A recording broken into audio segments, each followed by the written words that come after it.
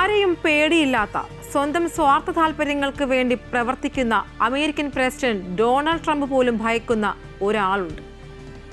പ്രവചനങ്ങളിലൂടെ ലോകത്തെ ഞെട്ടിക്കുന്ന ഒരു Chinese professor. This is a possibility, okay? All right, this is Trump and these are all religious leaders that support Trump because they see him as the Messiah.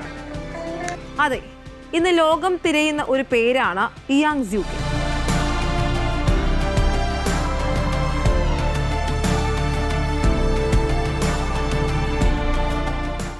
തന്റെ പ്രവചനങ്ങളിലൂടെ ലോകത്തെ ഞെട്ടിക്കുന്ന ഈ Chinese professor ഇന്ന് സമൂഹ മാധ്യമങ്ങളിലെ ഏറ്റവും വലിയ ചർച്ചാ വിഷയമായി മാറിക്കൊണ്ടിരിക്കുകയാണ്. എന്തുകൊണ്ട് ട്രംപ് ഈ ഒരു പ്രൊഫസറെ ഭയക്കണമെന്നല്ലേ? പ്രൊഡക്റ്റീവ് ഹിസ്റ്ററി എന്ന സ്വന്തം യൂട്യൂബ് ചാനലിലൂടെ ഇയാങ് സ്യൂക്കിൻ നടത്തിയ പ്രവചനങ്ങൾ ഒന്നൊന്നായി യാഥാർത്ഥ്യമാകുകയാണ്. ഇതാണ് അമേരിക്കയെയും ട്രംപിനെയും ഒരുപോലെ അസ്വസ്ഥമാക്കുന്നത്. 2 വർഷങ്ങൾക്ക് മുൻപ് ഒരു ഓൺലൈൻ ക്ലാസ്സിനിടെ അദ്ദേഹം നടത്തിയ 3 പ്രധാന പ്രവചനങ്ങൾ ഇതായിരുന്നു. So in this class this semester I'm making 3 big predictions, right? ഒന്ന്, ട്രംപിന്റെ തിരിച്ചുവരവ്. ഈ ലോകം മുഴുവൻ സംശയിച്ച് നിന്നപ്പോഴും ട്രംപ് വീണ്ടും വൈറ്റ് ഹൗസിലെത്തുമെന്ന് അദ്ദേഹം ഉറപ്പിച്ചു പറഞ്ഞു. അത് സംഭവിക്കുകയും ചെയ്തു. First is that Trump will win in November.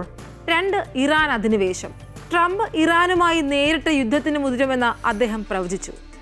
Second is that United States will go to war against Iran. ഇപ്പോഴിതാ പശ്ചിമേഷ്യയിൽ യുദ്ധമാണ്. ഇറാനെതിരെ അമേരിക്കയും ഇസ്രായേലും സംയുക്തമായി യുദ്ധം ചെയ്യുകയാണ്. മൂന്നാമത്തെയും ഏറ്റവും ഭയാനകവുമായ പ്രവചനം ഇതാണ്: അമേരിക്കയുടെ പതനം. ഈ യുദ്ധത്തിൽ അമേരിക്ക ദയനീയമായി പരാജയപ്പെടുകയും ട്രംപിന് പിൻവാങ്ങേണ്ടി വരികയും ചെയ്യുമെന്ന് പറഞ്ഞാൽ അത് ഏത് വലിയ നേതാവെന്ന് പറഞ്ഞാലും ഒന്ന് പതറിപ്പോകും. ഇതാണ് ട്രംപിനെയും ഭയപ്പെടുത്തിയിരിക്കുന്നത്. And the third big prediction is that the United States will lose this war, which will forever change the global order. ഈ ഒരു പ്രവചനങ്ങളെ വെറും ഒരു ജ്യോതിഷമായി കണക്കാക്കേണ്ട എന്നും മറിച്ച് ചരിത്രത്തെ ശാസ്ത്രീയമായി വിശകലനം ചെയ്യുന്ന രീതിയാണെന്നും സ്യൂക്കിൻ അവകാശപ്പെടുന്നു.